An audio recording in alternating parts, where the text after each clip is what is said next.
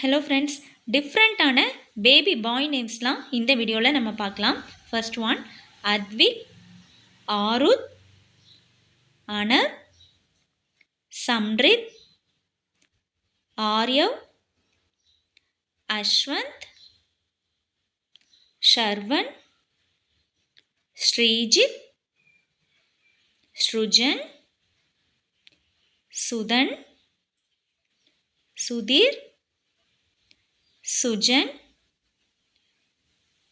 சுமன், ஹரன், ஹாரித், ஹனீஷ். நான் சொல்கிற நேம்லாம் உங்களுக்கு கண்டிப்பாக பிடிச்சிருக்குன்னு நினைக்கிறேன்.